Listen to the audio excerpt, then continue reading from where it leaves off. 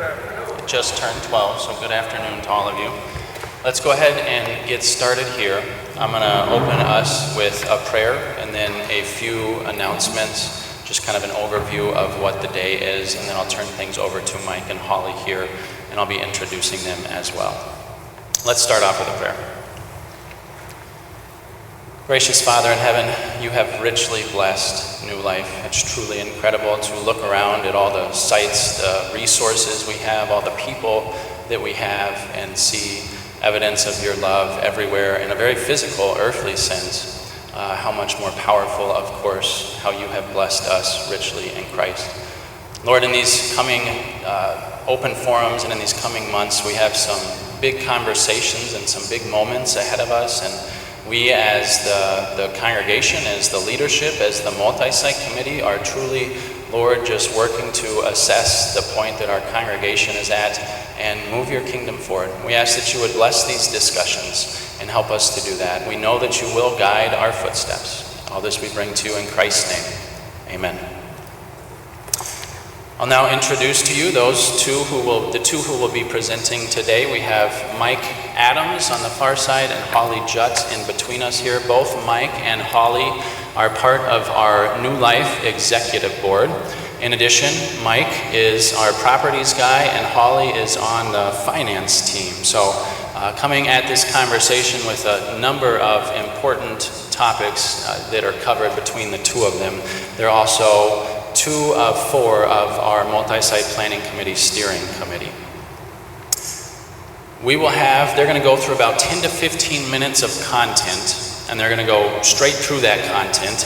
That will be up on the screens, or the screen here, so you'll be able to follow along that way. In addition, the slides for this content has been passed out, so if you haven't got a copy, we printed about 50 of them off, so to share between families. So the first bit is going to be a high-level reminder of what newsletters number 1 and 2, what the content of newsletters 1 and 2. Then we're going to go through a newsletter 1 survey overview. Many of you took that survey, so we'll let you see the results of that survey. Additionally, the results of that survey will eventually be uploaded online, so you can see it in a more granular fashion, if you would like.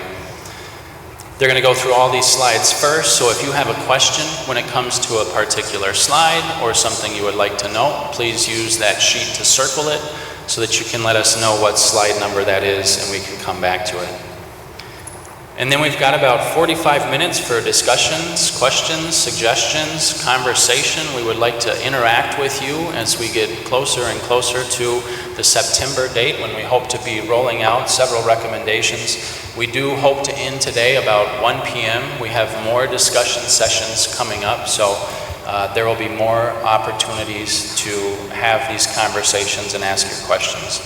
And finally, our goal today, if possible, if you're willing, please approach one of the microphones you'll see on the far left here, on the far right here. Please approach one of those microphones if you have a question. If you are not able to get to the microphone, we will have one person that will be watching for those who have a hand up, and we'll try to get you in order, and it'll just take a little longer to get the microphone there. But if at all possible, please make your way to one of the microphones. Additionally, and alongside the slides handout copy, if you did not get newsletter number 1 or newsletter number 2, know that we have physical copies of those here today. They will be up front here, so be sure to grab one of those. I think that's all that I have, and I'll now turn things over to Mike and Holly. Thanks, Rose.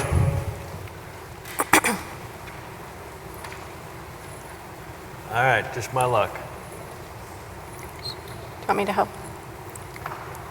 Yep. Is this one? Huh. Here.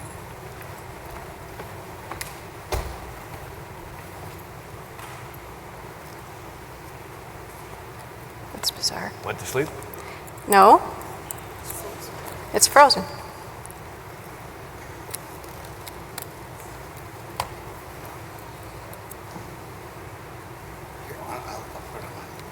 All right, maybe I'll sing for you all. Wait. No. I'll put it on mine. I got it. You probably Okay. don't want that.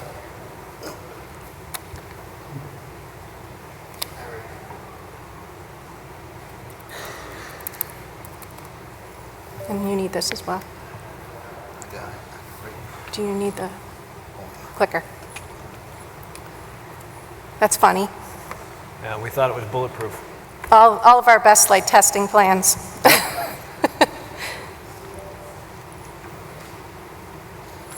Bear with us just a second.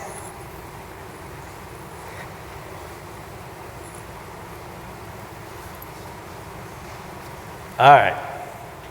So I'm going to start with the purpose of the multi-site planning committee was, and this was thought out over and over and over and over, to develop a comprehensive proposal for the congregation's consideration that encompasses the best use of our multiple campuses and many assets. To position our New Life Ministries in a thoughtful. Hold on. I have one.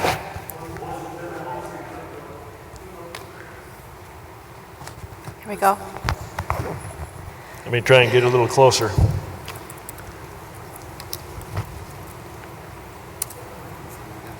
I'm trying again.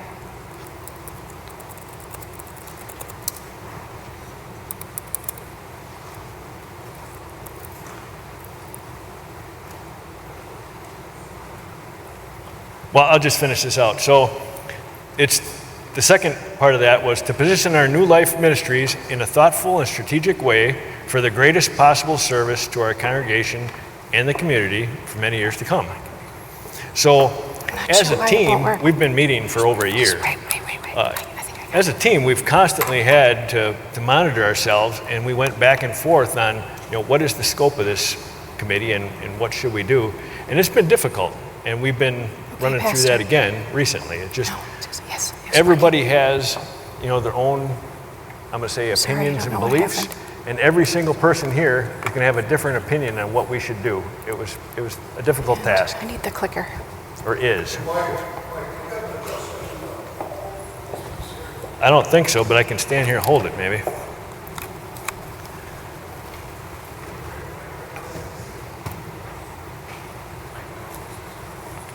Maybe that's better. Yeah. All right, is this better? Oh yeah. All right. Who's got the, is this mine? It's on now. It's working. All right. Yeah? Go back to Look slide. at that. All right. So the newsletter one, the first one we sent out, the summary, some of the issues were like highlighted, merging in name, not in reality, and it's increasingly hurting us. We're spread way too thin. The pastors are spread too thin, musicians are too thin, properties guys are too thin. I mean, it's just endless. The more we consolidate, the stronger we'll be, and the wiser use we'll make of our resources. So that was the summary of the first newsletter. Second newsletter, when we consider our goal of returning our congregation to growth and health, none of our sites optimally support doing this. All sites have fatal flaws and issues, and we need to be prepared to say goodbye to our earthly buildings. The church is the church, it's really not a building. And if you remember when you looked at the second newsletter, it showed the population pyramids and what each site looked like, and we were on a downward spiral. That's not where we want to be.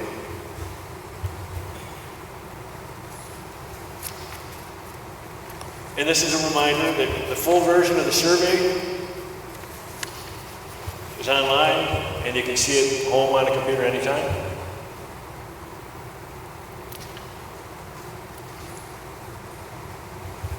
All right, this is probably key. So the survey says the majority of our congregation is prepared to consolidate sites. So basically 60% is prepared to consolidate, 20% can go either way, and 20% is against. So it's kind of the 80-20 rule that almost applies to everything. And for sure, every single member of this multi-site team understands that. That's why we've been meeting for over a year and we're struggling. Because it's difficult. The second question on the survey A greater majority of our congregation is prepared to consolidate services. So this is a little different, but 70% are ready to consolidate services. You know, when you go to a service, it feels like a church when you go in there, like when I was a kid, and the place is full, and the music is awesome, and it's different than when you go to service and there's only 20, 30 people there. So that's what part of this is about.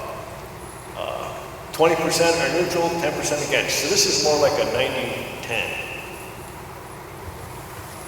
for the survey. I think that's where you pass it to me. You're right. Yep. Yep. No, I don't need this. No, I just need the clicker. Yours gonna work? I am working, right? You can hear me, right? Yep. Good, good. So about a third of the members who filled out surveys also put comments back. They told us about things that are important to them. They told us things they wanted us to consider. And over the next few slides, I'm going to summarize those comments for you. So first here, there were several people that expressed their thanks for the work that's not only being done by the committee, but also the work that's being done by the many volunteers, the pastors are called workers, the staff members, that's made New Life Ministry what it is today. So we really appreciated that spirit in the survey responses. Also, there were quite a few people that displayed a tone of collaboration in their responses. There were a few people that were really conveying some things they were concerned about, but overall, there was a collaborative spirit in a lot of the comments that we received. And we really appreciate that, because we really have to use this attitude as we work together in the future to advance the ministry for God's kingdom.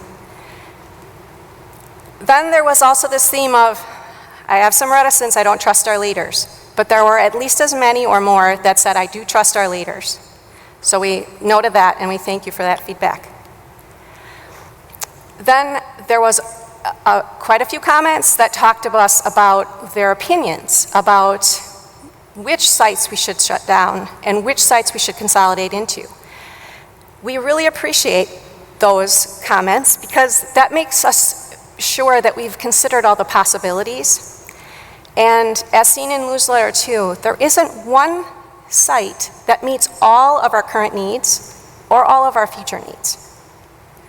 This is the struggle that we have with planning for the future. And then a few people suggest the need for more service times, especially one that's not a Sunday morning because of various family obligations or other obligations, work obligations. So we thank you for speaking up about this, and we do expect that there's going to be at least one or possibly two non-Sunday morning service options in the future. Some also made it clear that they're struggling with letting go of the past. I understand this. I am actually personally very close to someone who is in this camp of not really wanting to keep the status quo. He wants to go back to the way things were. Change is very hard. And in newsletter 4, we're going to take up the task of talking through that because we want to bring all the brothers and sisters along in a collaborative style. It's really important that we recognize that further consolidation is going to be essential for our future. If we look at what's happening with church membership as a whole in the United States, in Wisconsin, even within our midst, we need to do something different for the future. Then a few of us were concerned about the potential loss of membership if we move along and do something different and change. This is also extremely important and near and dear to my heart too. It is really important to us that we take absolute care and compassion and collaborate and move forward with every one of us. But change is difficult, we understand. Then a few had questions about Kenosha Lutheran Academy. We recognize absolutely that the school is a critical component of our ministry and our future plans, and it is being discussed in future newsletters, number 3 in particular, but also some in number 4.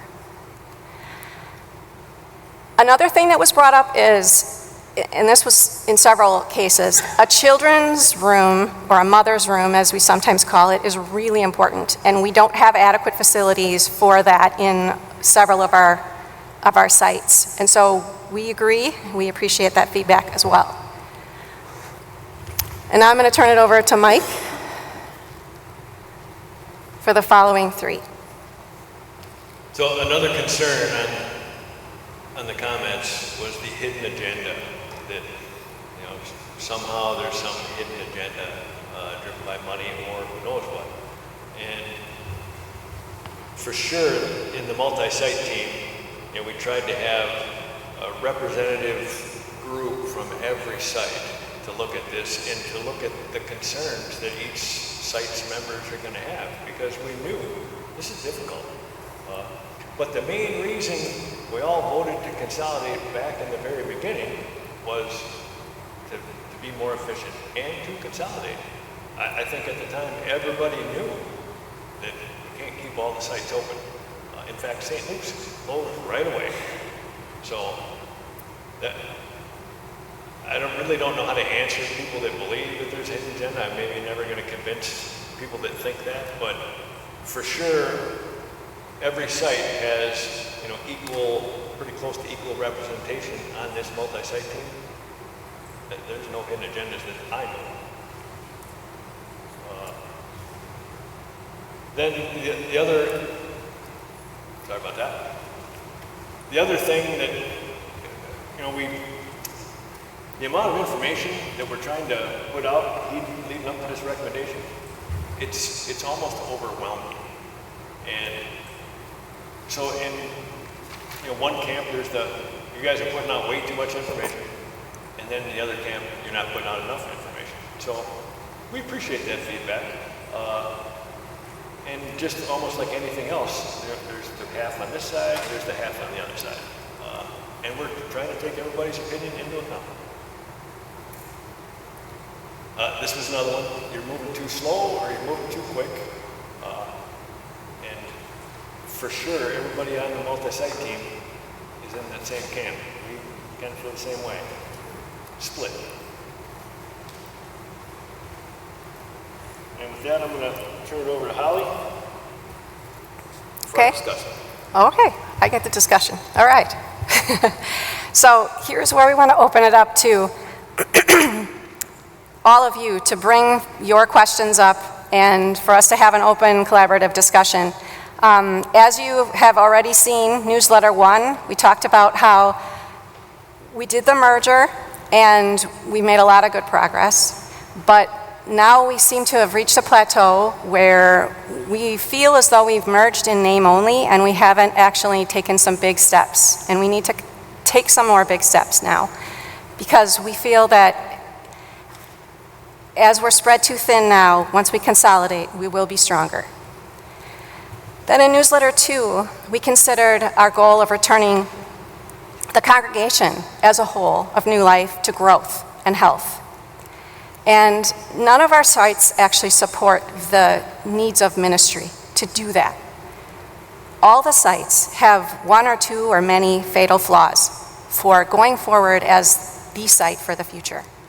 So we need to say that we need to work together to evaluate that and to come to terms with that together. Okay, so questions? Yes, sir.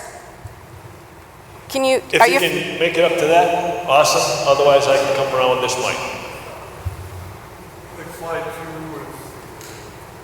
is, how are you defining fatal as fatal flaw? What is the term exactly? Is it a fatal flaw or just a flaw? Right. Good question. Did you have another aspect to that? Another question, you've used the term collaborate. Collaborate a lot. Right. So what does collaboration mean to you? What collaborating means you've got people that are on equal footing that are able to come to the table and discuss this. But up to this point, it kind of seems pretty much one way.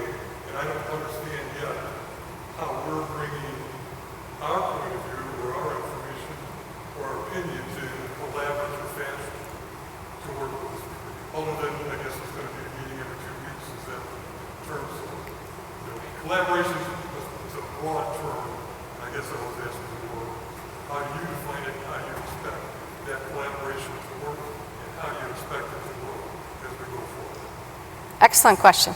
Okay, I'll answer the first one first, the collaboration. Okay, so as with any big project, there are lots of levels of collaboration, right?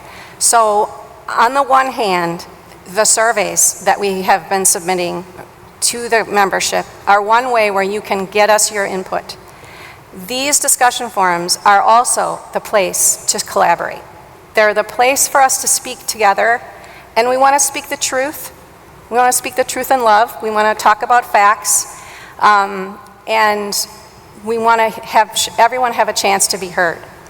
And so that's one level of collaboration. So I would say there's going to be more surveys coming up with the other newsletters, right?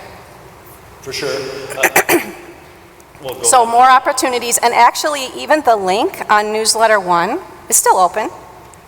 So any of us can, write down and have the committee hear everything that, we read all of that. We've been to all of the sites, and we also have more of these open forum discussions as well. If you take this home to this weekend and you think about something you might want to bring up the next time, that's a collaboration opportunity as well. For sure, and there's also, so Holly mentioned the link that's open. So many people use that link to, bring up other issues that really we didn't even think about at the time. That wasn't our goal at all. So that's there for anybody. But I think probably the most important way for people to get their voices heard is to see the people that are on this multi-site team from their home congregation. And they can go to them. You can go to Pete, you can go to Rick if you're at Central, you can go to Larry if you're at South, or I guess not Larry, but you can come to me. Just every site has representation. So for sure you can ask questions of anybody. And all the pastors, go to your pastor and say, hey, how do I get a hold of these guys? They're non-existent. We'll find you. Many ways to get a hold of us for sure. And like Holly said, we're going to have more of these meetings, more surveys. So if you have an opinion or a voice, please let us know. First question, Fatal flaws, right? So give me an example of fatal flaw, because I'm I pretty use- familiar with all the buildings. He wants us to give him an example of a fatal flaw. So South, it could be parking is solvable by the houses that are there. If you picture you were going to design a church for your kids or your grandkids, what's the ideal setup? What's the most friendly to the membership? And in what we have, I would say the closest one to fit that bill is Summers. The layout is really nice. When you leave the church, you can't just sneak out and not be seen. You're gonna, stop and talk to people, and even if you don't want to stay for a half hour, you can say hi, goodbye for 5 minutes. You can have a little cup of coffee. The fellowship at Summers is awesome, and I think that's one of the reasons that a lot of people go there. It has bathrooms handy. It has that kitchen really handy to the sanctuary. It's a nice layout. The trouble is, it's too small. We can't fit enough of us there. Central is also small. It's a nice layout, but there's not even a bathroom on the first floor. I mean, there's not a mother's room that's handy. It's not the same as Summers. And you can always, if you're designing, what are you gonna do different? So. I think you're missing out. Though you're saying those are flaws. I want to understand how you define what makes it fatal, or what makes it a flaw that can be, either overcome, worked around. Right. So fatal to me means dead. There's nothing you. Yeah, that's a good point. So a true fatal flaw for Central would be the same problem that South has. It's just not big enough. There's not enough space. You can't make parking bigger. You can't put an addition on, that's significant. You can't turn that into the one site that's going to house us all. South would be the same boat. The other flaws, the way we looked at it was, there is going to be a cost component to trying to make something nicer. You know, for years, this site's talked about having a nice entryway on this side of the building. That's not a $100,000 project. That's a big deal. So if it became like a cost concern, you know, in our mind for simplification, it was a fatal flaw. Compared to something new that you can just start and have it designed, you know, perfectly for what we want.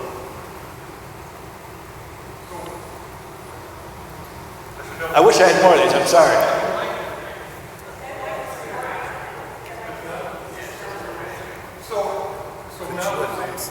They should get their face into the mic. Well, I can't hear you, I'm sorry. He wants to know if one site is the direction we're going, yes or no?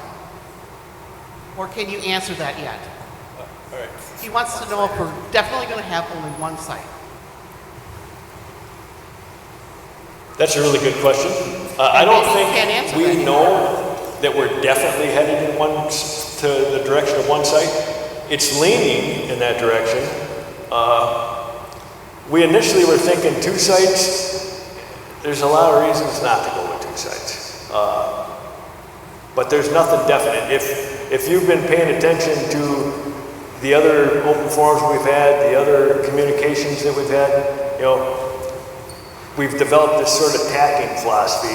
We're heading in this direction, but that might not be the final destination, and we're going to have to, you know, make some adjustments if something happens, and we're going to go in this direction. But we're going to, for sure, head in a forward direction, a better direction.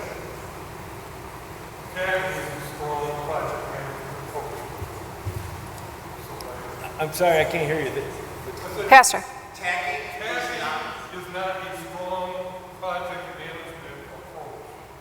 To say that we're going to go one way or another, I mean, so we need to set our target and work to that target. That's going to be the most efficient way together, and that's why I asked the question. So that's true, and the whole multi-site team fought this battle for almost the whole year because it is difficult to pick. You know, you want one end destination. If you pick one end destination, then everything else goes by the wayside, and you can't take into account the school, the sales. What are we going to do in the meantime?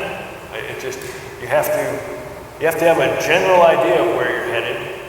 It's no different than a ship sailing, and all of a sudden there's a storm that comes in, and you take a sidetrack to a little port of safety. You just because it's a long way out. If it was 1 year out, you'd be dead on. Right, but once you lay a project plan down, and then you can identify obvious obstacles, right, and then you do potential problem analysis, and you address those things up front, so that it isn't a surprise move that you have to tack away because of the storm. You know, you can identify it, prepare for it, minimize the risk, either project schedule or project dollars. I mean, you know, there's a sound fundamental approach that can be taken, but you got to know where you're going, and that's why I asked that question about is one site where we're headed. That's one site is where we're leaning. It's not definite.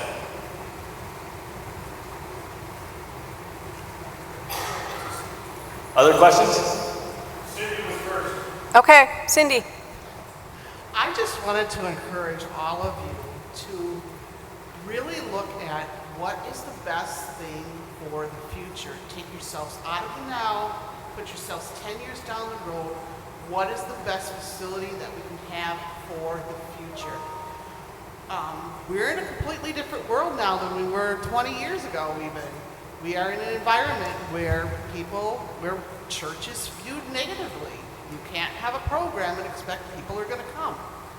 So you got to kind of get up above it and look and see what is the best way forward for the church, for the preaching of the Word of God in word and in song. And I guess I kind of want to advocate a little bit for this site, maybe throw out a wild idea. I mean, like, the best thing about this site is that you have an entire city block. If you tore down the school, you'd have you could make a massive parking lot here, and you'd have room for that entry. You'd have room for a fellowship hall with some Sunday school rooms or whatever you have. But I also wanted you guys to realize we're gonna have to spend some money and not be afraid of that. Because we need to do something for the future, not just look at what do we need right now, what's it looking like right now. If we want the church to move forward, we gotta be in the future and say what's the best for the future, not for the here and now.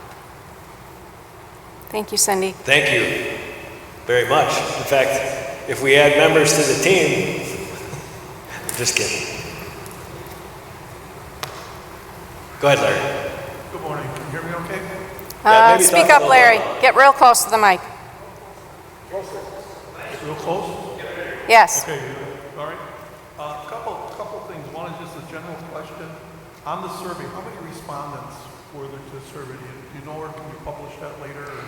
Yeah, as of the end of this week, when we were preparing all this data for the presentation, there were 142 responses. Rick, have there been more that kept come in?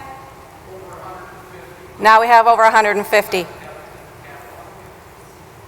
Okay, yeah, now we have over 150. And roughly, just over 1/3 of them actually gave more comments and didn't just answer the 2 questions. No, I was interested just in the number of respondents. That's a pretty significant sample. We would have liked it to be more. You'd like more. We would have liked more. But it's Yeah. still a pretty significant sample. I got a couple of comments just on questions maybe relative to properties. And I want to talk to 2 of them, the Pleasant Prairie property and the Summers property. On the Pleasant Prairie property, if memory serves me, and I go back some number of years, one of the driving forces to selecting location in Pleasant Prairie was there was no wells presence in Pleasant Prairie at all. So we're concentrated in Kenosha. You got Pleasant Prairie, which is a big chunk of land with a lot of people, and no wells presence at all. And that's was one of the decision factors in shopping in Pleasant Prairie. I didn't see anything in there other than now we comment that, well, there's a lot of other churches and other facilities and competition and like that. Well, that's going to go on forever. Okay, that there's going to be, no matter where you pick a site, you're going to face the same sort of organization offering similar, purporting to offer similar services to ours.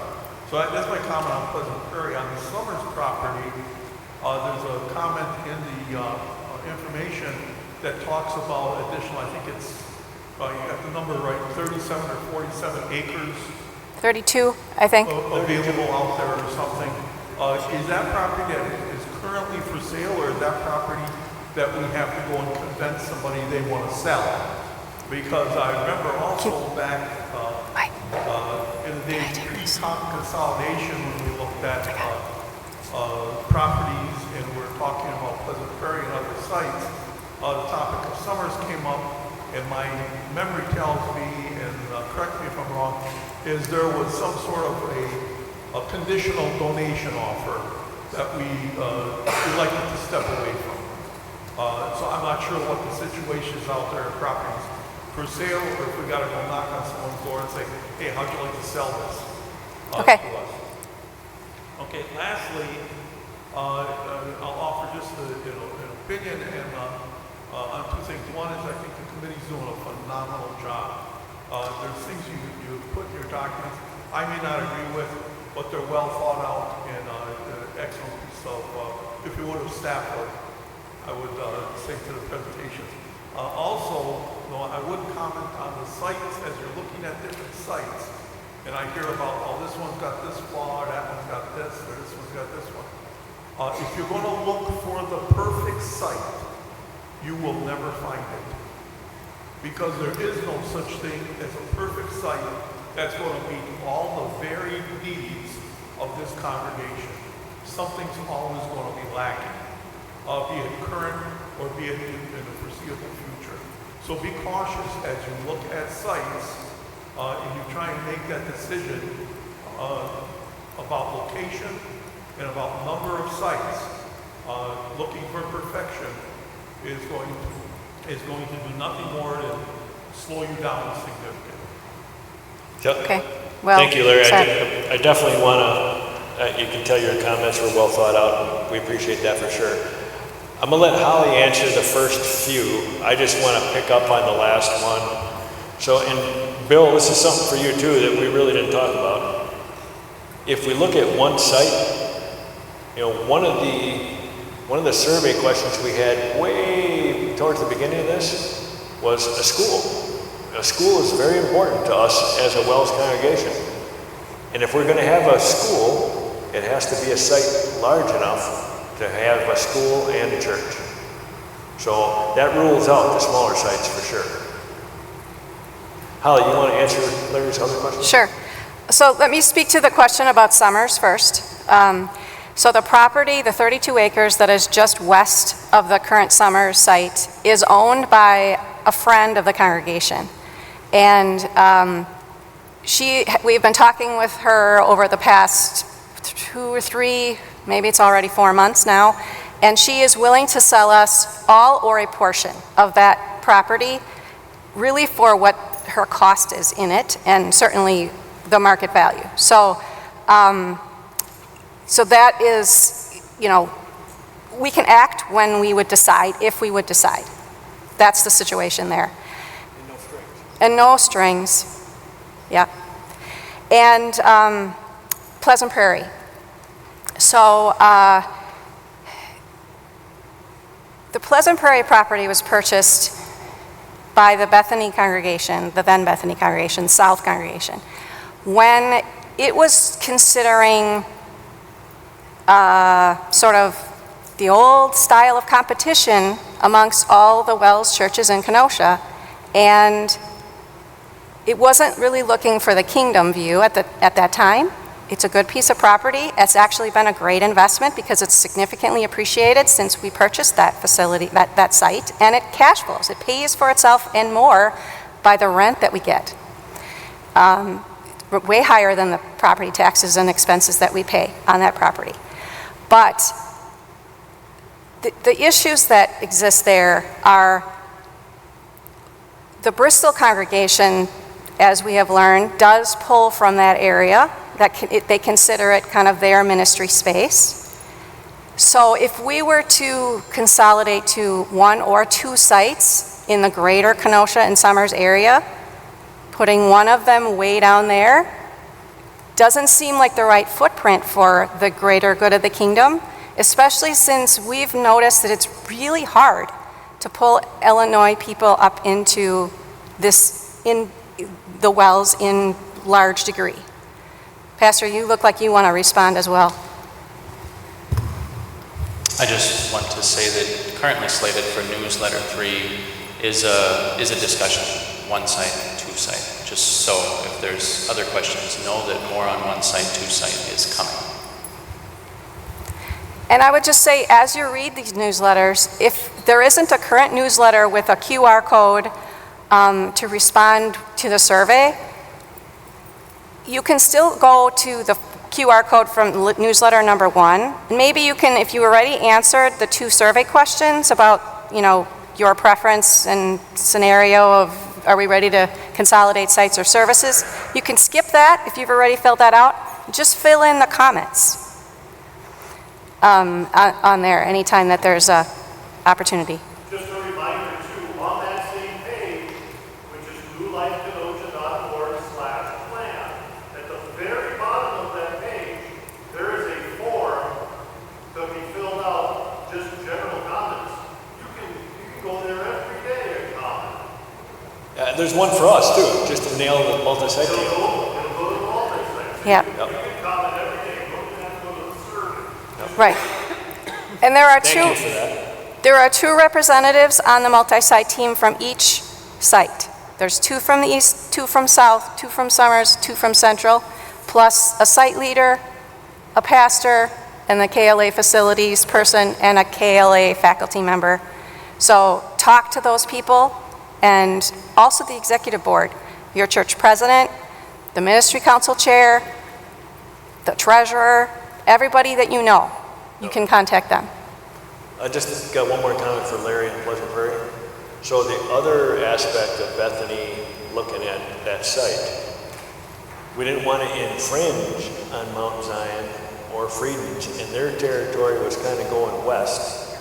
And so we kind of wanted to stay in our lane, which kept us on Pleasant Prairie. So that was part of it too, that now that's not an issue.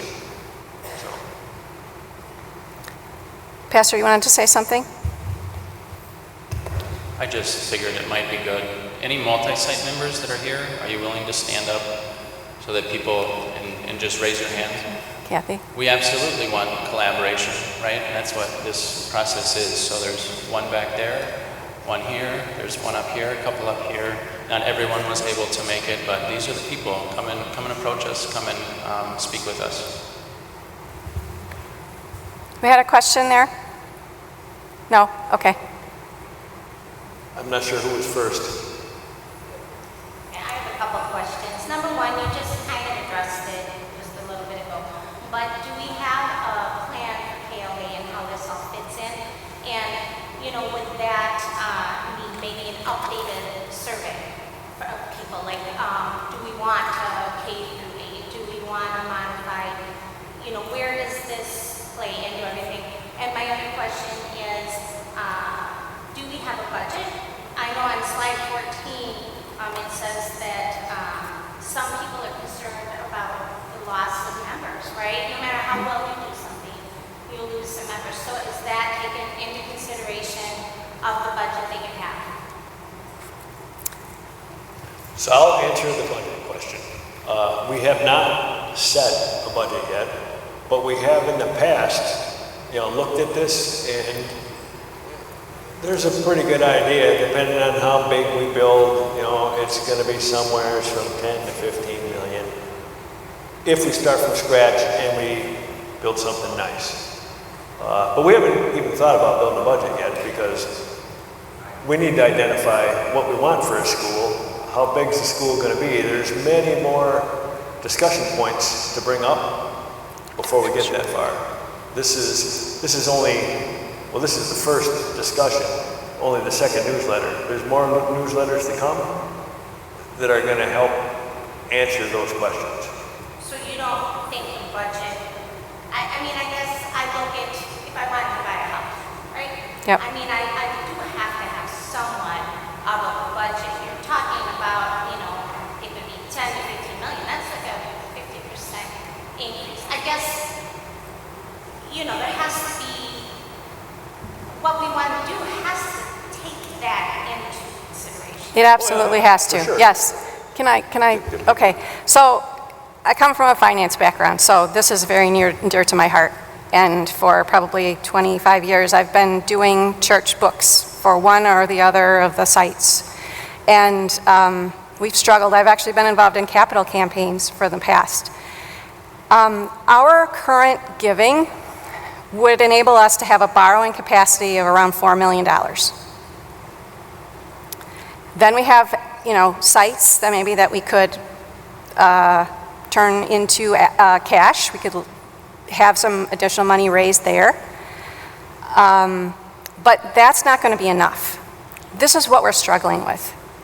If it were very clear to us that we had some outside donors or some, you know, if we had done a capital campaign already and pledges and we knew what we could, you know, raise, we would be a little bit more, I think, we'd be further down this path, for one. And also, I think we feel we do need to find out first, to the gentleman's wise point earlier, where do we want to go? Because we have lots and lots of opinions about what's best to do, and we need to decide on what's best to do. Then we can see about whether or not, as we're going towards that, we can afford to do that. But we also have within our midst some very, some people who do Wells planned giving for you know, as their day job, and they also know that we shouldn't be selling ourselves too short and putting a cap on what our ambitions are. Because we aren't held by our own strength. We're held by the strength of Jesus underneath us. And so we don't sometimes know what we can accomplish. Someone else had a... Justin, why don't you fill in some of the shoreline details, that discussions we've had, so that people know where we're going. Everybody hear me okay? All right, so the shoreline thing, working with the multi-site planning committee, this is clearly an option that we need to vet. So Gino, myself, I guess the table is definitely expanded in regards to who we're bringing on. But Gino and I, we talked about this, I don't know, going back to January, February-ish. We first met with Shoreland with just to simply vet the process to say, what would this look like, since that's always the elephant in the room when it comes to the school. I mean, it's been talked about since I went here on what's the potential of merging with Shoreland or branding options. All of those things are currently being vetted right now, but clearly we have a federation that we have to report to. So right now we're actually looking at drafting a letter of intent to go out to the federation to simply just say these are the options that we're exploring, and we're looking at 2 different style models that could potentially benefit this. Clearly Shoreland has their big visionary stuff, but nothing's going to happen until we actually get that approval, or if it actually works out for our congregation. So financially, it has to work for us if we even vet that process. So we're kind of in the works with it right now. Did I answer that question?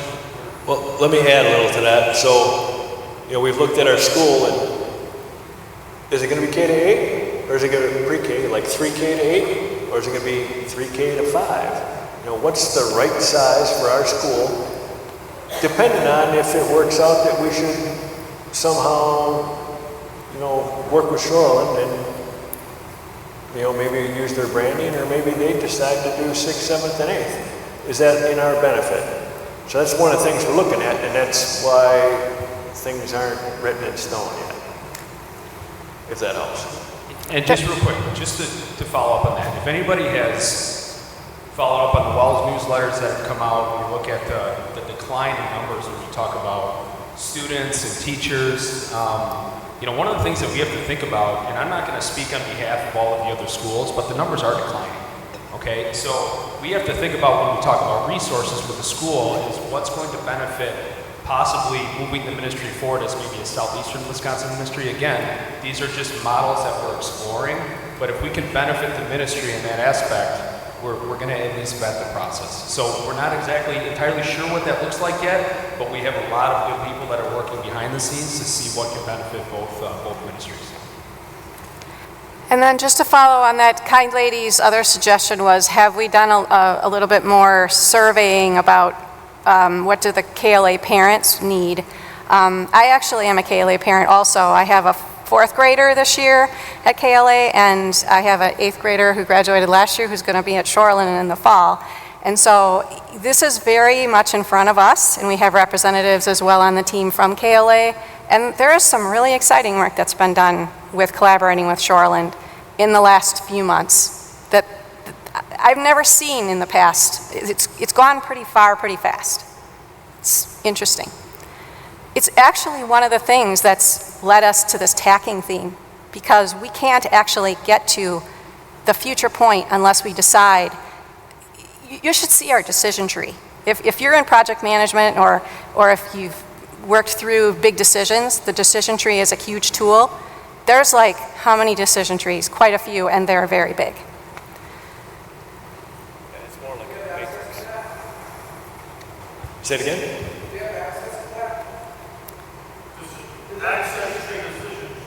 It's actually more like a matrix, but we could maybe create something that looks fairly realistic to what we're facing.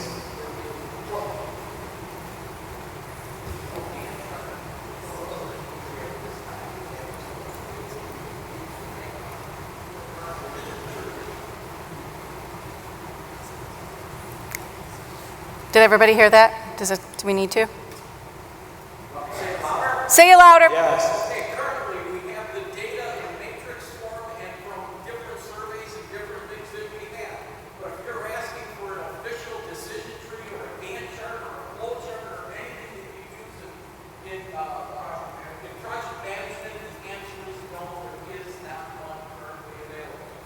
Not yet, right? Okay. That doesn't mean that we won't share it once we get a little bit further. Right. Yep. Sir, thank you for waiting patiently. I just want to say first off, we have a lot to be thankful for in this room. All of us, we're all going to be in heaven someday. The problem is the Lord's behind every decision we make. And it goes back to our forefathers starting Shore Lutheran High. We had schools here for grade school, but we never had a high school. And if we did, it was very small and minute. And he said, man, if we could all churches work together, we can make something great. I don't know if you guys know this, but the numbers at Shaw are incredible, okay? We are #1 in southeastern Wisconsin in a lot of categories. If you're not sure, go ahead and look at that. Yeah. My concern is I've had kids at Bethany, I've had them at Freedom's, and for both reasons. One, they were instrumental and drama and all that, and then the other ones were athletic. Well, one school didn't have it, so, and I didn't I go to all the churches, and now I'm able to go to summers when I want to. I can come to this church. It is nice, but you know, I gotta be honest, when's the best time that I really enjoy church? And I will say, it's our communities that is coming up in a couple of weeks. Out at Sherwin, we're all together, all in one. And yeah, I don't see you. You know what? There's a little bit that you miss when you don't get to see people from time to time, and you lose it. We have a lot of strength, and to me, to you, the Lord's driving this, just so you know, the Lord's behind every step. There's no right and there's no wrong decision. And that is what you gotta be really deep down. You gotta say, hey, what's the best for God's kingdom? We've already, as a congregation, the 3, 4, we all combined to one, right? That's great. That's awesome. Then we said, hey, how about we do for kindergarten through this, we over here, and kindergarten, okay. That was, hey, it worked, right? I think our next step, before we even build another facility, is say, hey, how about we there's a lot of public schools right now that close their doors. Why don't we put kindergarten through 8th in one house? Let us merge together like we did as a congregation, okay? Let's see if this can work. And if there's a lot of positives that you're all in one house, we've done that at Shoreland, I just want to say. And it took from, when did they start? 69, 70, somewhere there till now? And now they're #1. I'm not saying, again, God's driving all of that. But don't close your eyes on the other opportunities. And if we go in and we say, hey, we're going to rent one, now we can say, let's start. It sounds like to me we're going to have to sell some stuff. This is a good opportunity where we sell. Okay, now we say, hey, let's build something great. And it's in God's hands. So I don't want to go any further, but I want to say thank you for all your work. And I will support whatever the congregation wants to do. But as a whole, and with God, we can make this happen. Don't close your eyes on what the opportunity that God has given us. Thank you. Thank you. Love that. I just want just one little comment. So I really appreciate everything you said for sure. We did approach KUSD about the other schools, just in the hope and prayer that maybe something would be available, and they don't even want to talk to us. We are the bad guys because we are taking their money. We're their competition, so they've said equivocally they're not interested in talking about that. But that may change. You know, we'll keep cooking that. Pastor?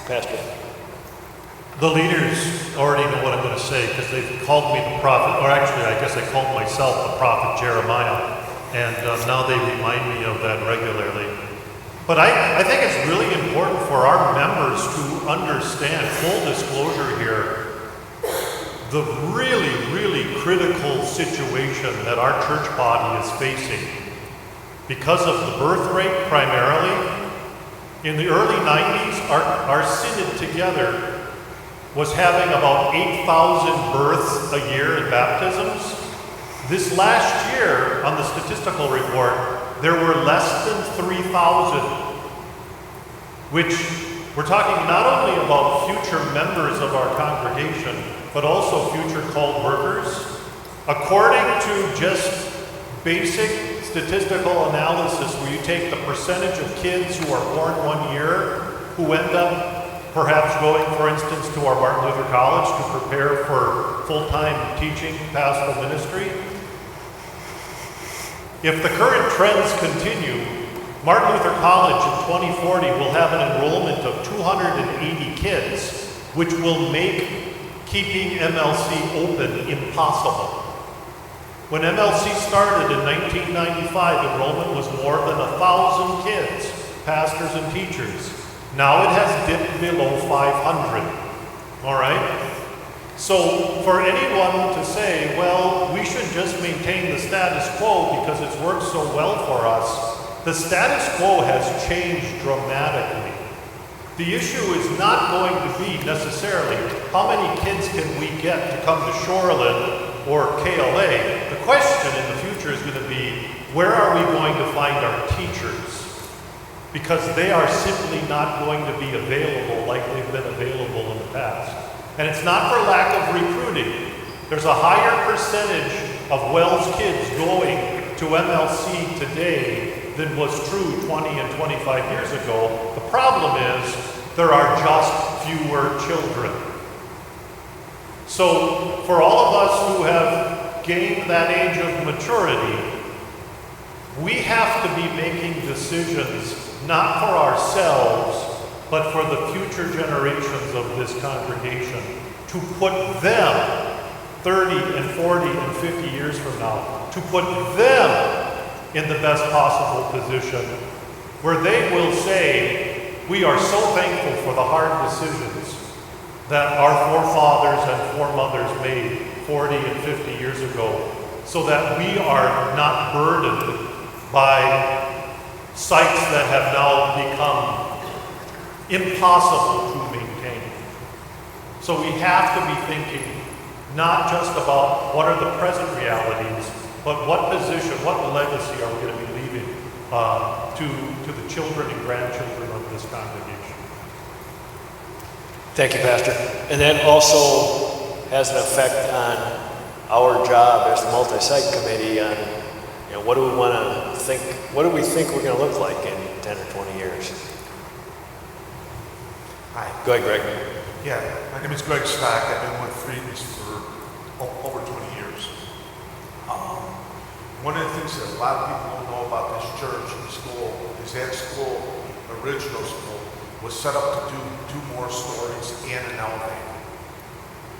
A lot of people don't know that. I was told this by Dick Bartel, who's now with God. But that original building, when it was built, was set up to go up 2 more stories, which will handle everything you need in this building. The church is big enough to handle everybody. The lot is big enough to take the cars. Just a thought. That's my final. Okay. Thank you. I'll get with you. All right. Mike, is it possible to test the waters and all the stuff in the market to see how feasible it is to sell them? For one. For 2, I think we turned, I don't know if anybody is saying this. Our church is full, and I see Mike's even saying we got 2 people from each site. That's still your home church. Who still goes to Freedman's and goes here now? Who went to Freedman's and goes here? Who goes to Bethany and then South? We're together in name, like it says up there, but we still have to come together. Because everybody still stays with your home church. How many people have gone to other churches? You still stay with your home church. And I know if St. Luke's was still open, I'd still be going there. All right? I think, like Larry was saying, none of these are feasible. We need to build somewhere. We need to see what's on, what we can put on the market, what we can get for it, to use them funds to start building, either expand Summers or start building in Pleasant Prairie. If you ever go out to the churches out in the county, their parking lots are full. So I think the city just doesn't, we're not going to produce more congregants. I don't think we're going to get more people coming in. But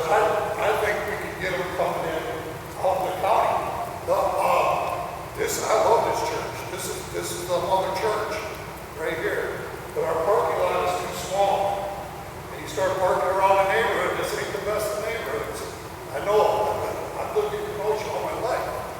You know, it's better than it used to be, but still. So what my suggestion would be is, like I said, put them all on the market, see what we can get. If we can sell them, we really don't want to lose our schools. Well, we need to do something, because we're not going to make it if we stay the way we are. And if we build a new church, we can all call it our church. That way that is our home church. It ain't this South, Central, East, Summers. It's our church. That'll be our home church for the whole congregation, not just for the separate groups. Thanks. So Mark, appreciate your comments for sure, and I just, well, we've been exploring. Justin's going to talk a little about some of that. So. Perfect. So just to answer your question, and then from what you brought up, when we look at what the multi-site's working at, right? We're looking at resources.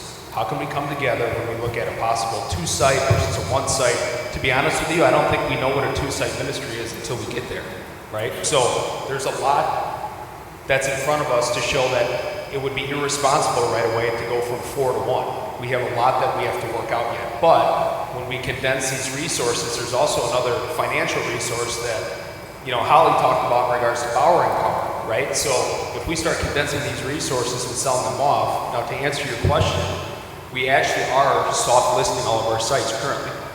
There has been people that have walked through this campus, the South Campus, and Central Campus, okay? What's that? And Summers, yes, correct. I can tell you right now from our due diligence to the congregation, if we do see a possible legitimate offer, we have to bring that forth to all of you to be able to vet that, okay? But the executive board has agreed that we are soft listing all of our sites to see what we have. Now clearly we can't make those decisions based off of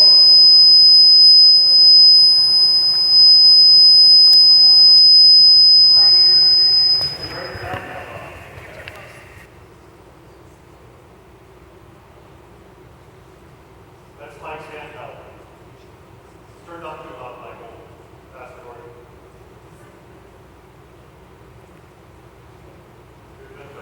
Okay.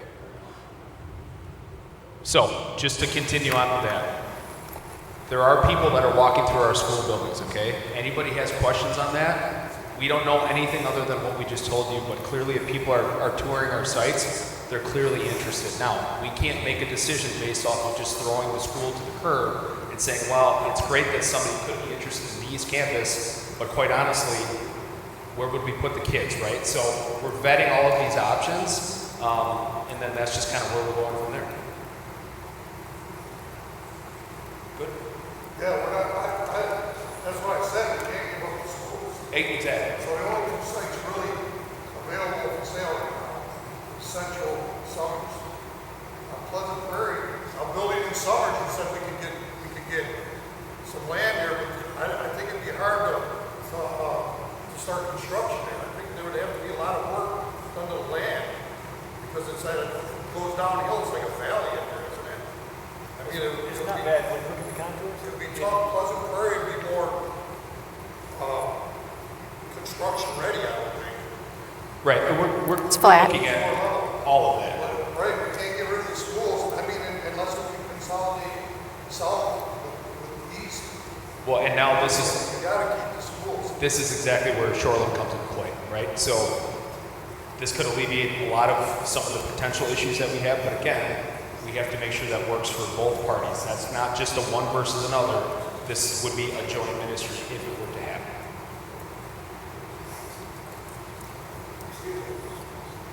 Yes? Yep, run the mic. Hold on, just 1 second. We go bring you the mic.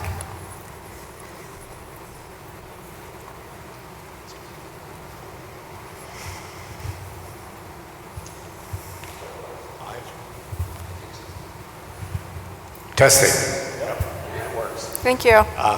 Anyway, I possibly misunderstood this, but in the second newsletter or report, it was stated that the Pleasant Prairie site isn't large enough to accommodate what we thought we were going to build there originally. I don't think it says, we think that site is big enough, Pardon me? for sure. That's like there's like 30 acres of buildable land at Pleasant Prairie. Yeah, 30 acres buildable, Yeah. buildable and 20 acres non-buildable. Give or take, Yeah. yeah. Well, Go ahead. I'm not real comfortable with the fact of planning to build a building that's going to cover over all of that space if it's not authorized.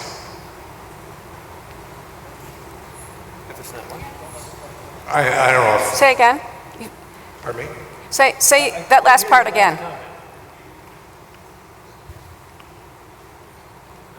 Yeah, I'm just not sure that that's proper. In other words, if that land is not buildable enough to accommodate all of our desires, then that's not a viable option.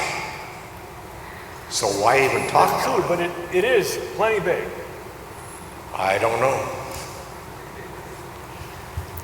When we Go ahead. When we looked at in the past, you need about 15 acres for a school and a church. And, that's going to expand or contract depending on how many athletic fields you want, depending on how big a parking lot you want, which we can use some of that non-buildable area as parking. But that site's plenty big for one site if we chose to build there. Yeah, and I know back when that was purchased, it was thought that Pleasant Prairie was growing by leaps and bounds. Well, whoever thought that there'd be a warehouse on every corner? Yeah. Everybody thought originally that there would be homes everywhere. Yeah. And no, it's all warehouses, and I don't think they have too many students. So I don't know. That's kind of scary. So I just want to make sure I capture the spirit of your question or comment. You're sort of leaning away from Pleasant Prairie land, right? No, I love Pleasant Prairie. Okay. I live a quarter mile away from that site. Oh, okay. I mean, I could walk there, or at least I used to be able to walk there. Yeah. Right. So anymore. But no, I love Pleasant Prairie, and I thought that was a wonderful idea. Every time I drive by there, at the time I was still working, and every time I drive by there, boy, that was a good decision. And then finally the sign got changed from Bethany and to New Life, and I thought, well, we're definitely heading in the right direction. But I was a little disappointed when I read that. I'll reread it, but okay. I took it to mean that it's not buildable to accommodate what we need if we want to put it all in one location. Yeah, I think it's big enough and it's buildable. I think that the weakness of the Pleasant Prairie site or land is just its overall dot on the map in terms of how close it is to the Bristol congregation and how much, if we were to have our major campus there, it would be a very far distance from the Summers people to have to go down there. And the Kenosha people as well. Yeah, it's clustered with a lot of other schools, a lot of other churches, and I did hear the point was valid that you're always going to have competition, but we're looking at all the options. Well, Burger King builds right next to McDonald's. Yeah, right. As someone that had kids to the school, to KLA, now they're in Troy, you don't want to have to drive from the south side of town to the north side of town to drop the kids off. I agree, it'd be nice if it was close to the shore. One spot, yep, for sure. Okay, so you don't have a mic anymore, and the mic was taken away, but I'll just reiterate what Mike just said. So if you have children that are in both KLA and Shoreland, it's really difficult on parents to drop off at two places that are 25 minutes away from each other or 20 minutes away from each other. That's hard. Busing's really difficult. Wait, my kid, we live in Summers now, close to Shoreland. I have to take him to the Bradford High School and drop him off, and then he can catch the bus from there to go to Shoreland. It's ridiculous. Yeah, I know, yeah, I had to go downtown and my grandson went out. It just didn't through your driveways. Yeah. But, yeah, and the bus picks up at 6:30 in the morning instead of leaving the house at 7:30 in the morning. These things, they're all a busy family's dilemma, right? Yeah, Oh, yep. patiently. Thank you, Andy. Thank you, Andy. I got two questions about the summer site. Is that land behind there buildable? Yes. What changed? 50 Nothing. years ago it wasn't buildable. It's always been buildable according to the... Shoreline was supposed to be built there. Well, Shoreland decided against it. And the only reason that Shoreland decided against it, well, I shouldn't say that, but one of the reasons Shoreland decided against it is the land didn't perk for a septic system. Now, septic systems haven't been allowed in Kenosha County for at least 20 years. So the perking doesn't make a difference because the sanitary sewer is right adjacent to it. Okay. I want to ask Dennis Arbach. Dennis, what do you remember about that?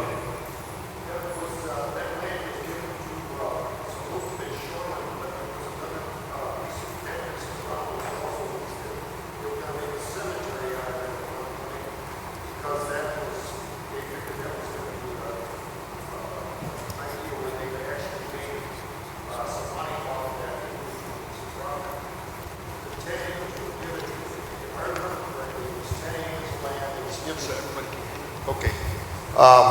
That land was given from Kirshner, who owned that property just to the south, and that's where they're building all those new homes right in that same thing from 18th Street north. So that's going to be all total homes from that point on. Now, and at that point, there was some discussion made, and they decided instead of that, they would build. Shoreland decided against it because they wanted to be closer to the I system because they wanted to draw from Illinois and Racine. So that was one of the situations that they dealt with. They had to go through contortions in order to be able to get that Summers building or that Summers site that they're on now through all kinds of bankruptcies and everything else. And Larry Marquardt was one of the principal movers on that.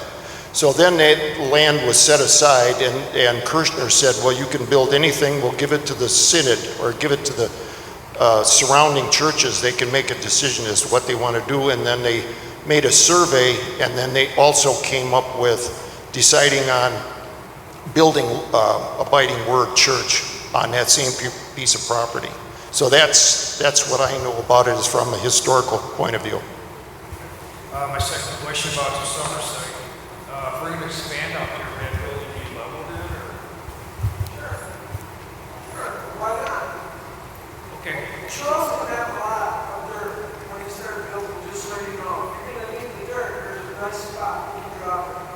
Are you talking about Charlotte? I'm talking about the chapel at Summers. We're going to tear that down, because I don't see that building being able to be added on to. Right, it's possible. We can add to the west. Very possible.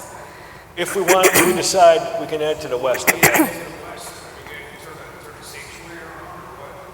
The altar would be on the west end, probably. Okay, I'd like to see the plan on that, but. All right, thank you. Thanks, Andy. Thank you, Andy. Who else? There's another question back here. Okay, Let me wait, get the mic we'll bring down you the here. mic.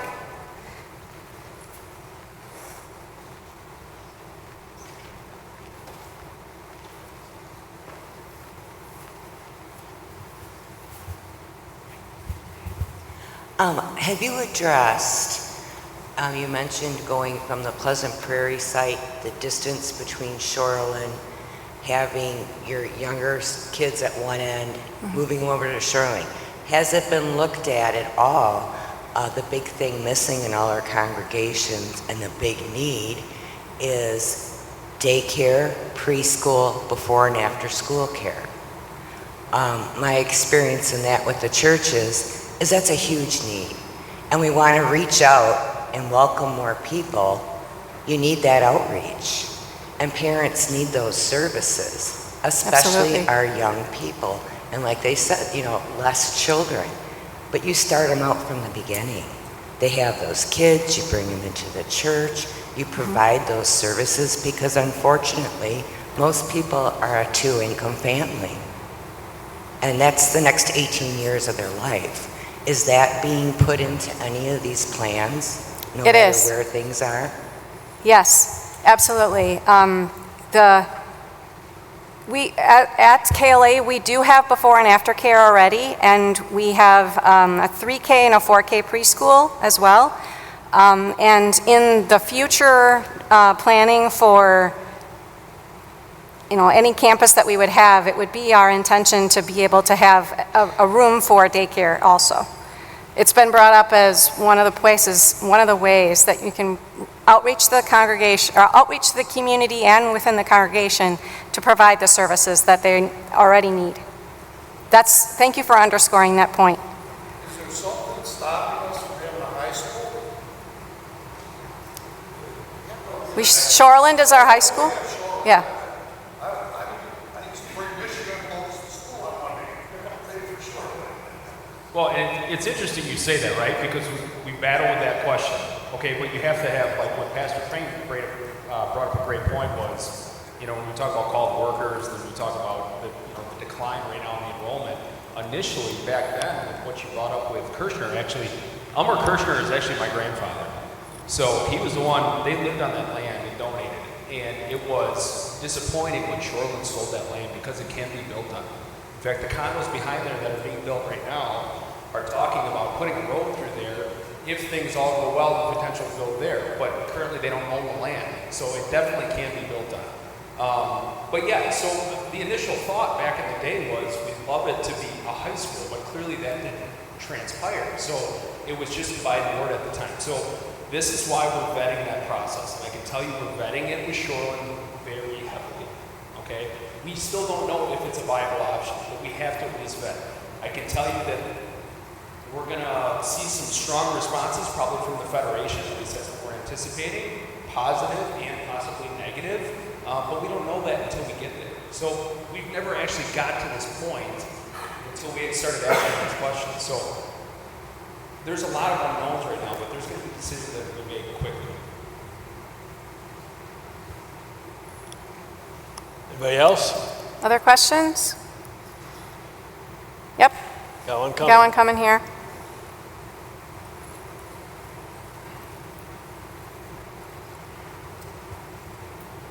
My name is Tim Knauts. I am on the Ministry Council. I am in charge of adult spiritual nurture. We've been talking a lot about secular things today. I'd like to put it all into perspective, if you will allow me. Matthew 28. All authority in heaven and on earth has been given to me. This is Jesus speaking. Therefore, you know what comes next, right? Go and make disciples of all nations, baptizing them in the name of the Father and of the Son and the Holy Spirit, and teaching them to obey everything I have commanded you. And surely I will be with you always to the very end of the age. Let's not forget that this is what it's all about. It's not about schools. It's not about, these are ministries that we have. It's ultimately about the Great Commission. That's what should be driving all of the things that we do. Thank you. Thanks, Tim.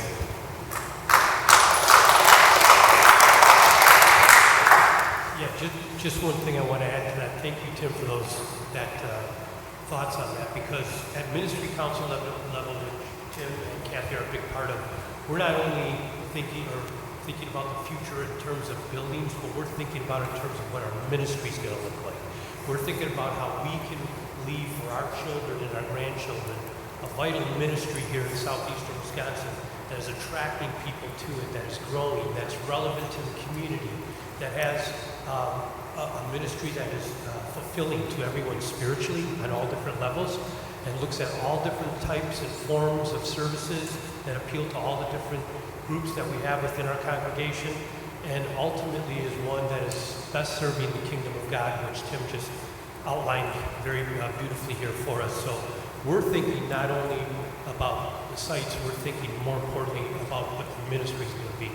And we have a saying at Ministry Council, are you committed to a building or are you committed to a ministry? So that's what we hope to, in the coming weeks and months, present you with a more built-out ministry that shows you the direction of what this church is going to become, hopefully someday. Thank you.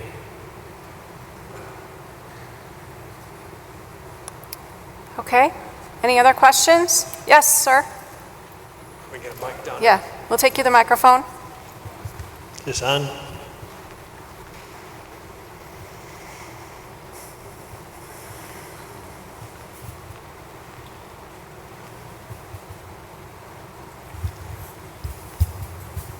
My name is Walt Frederick. I'm a member of New Life Central, formerly called Mount Zion.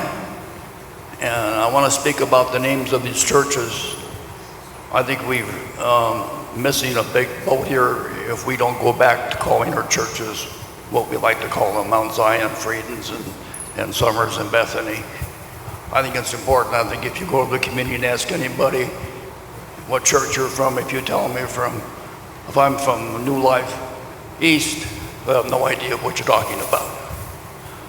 I think for the short term, for the next 5-10 years, while you're trying to get members to join your church and improve your situation in town, I think knowing whose church is where is extremely important.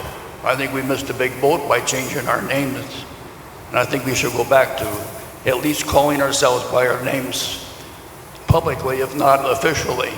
If you still want to still be New Life organization with all of our churches, we know we're all in that one boat, but I think there's a public relations importance to be called by the names that we all know. And I think it's important that we go back to those names until we make a big change and go to the 1 or 2 churches that we're going to go to one of these days. In the meantime, we should keep our names. I think that's important. Thank you.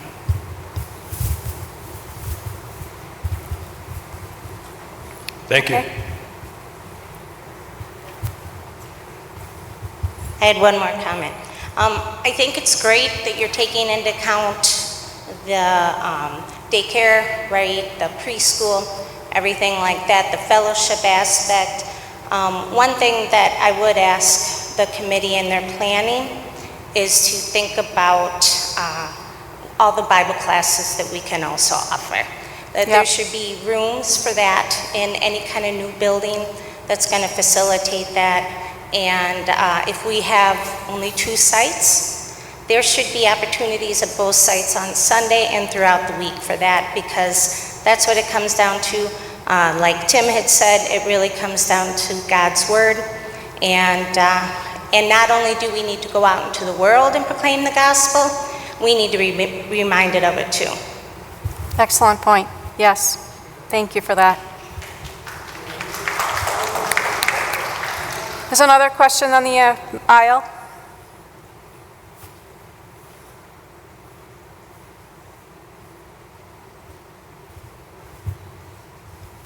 Just to go off of Tracy's point, yes, those are important, but that comes with the building committee.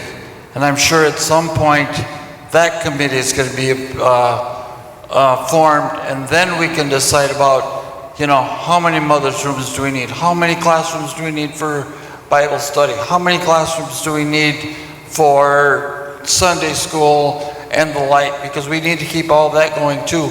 But right now we need to keep moving forward and doing like Tim said, spreading the gospel of Christ. Thanks, Boyd. Thank you.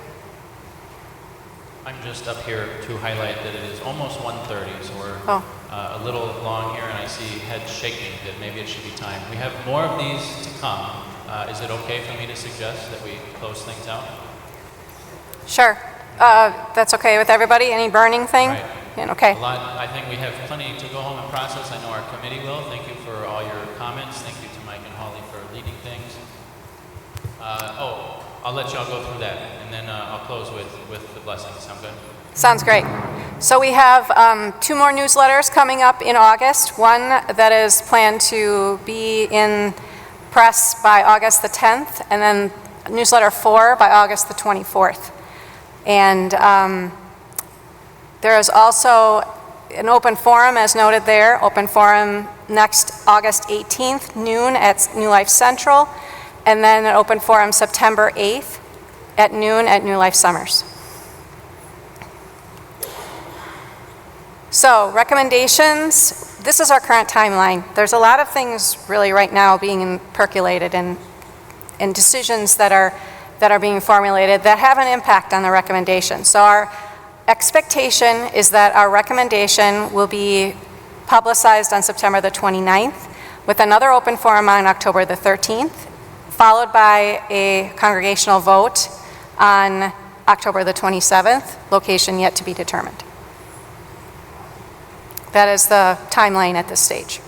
Okay? And I'll close Pastor? us with the blessing. The grace of our Lord Jesus Christ, the love of God, and the fellowship of the Holy Spirit be with you all. Amen. Amen. Thank you.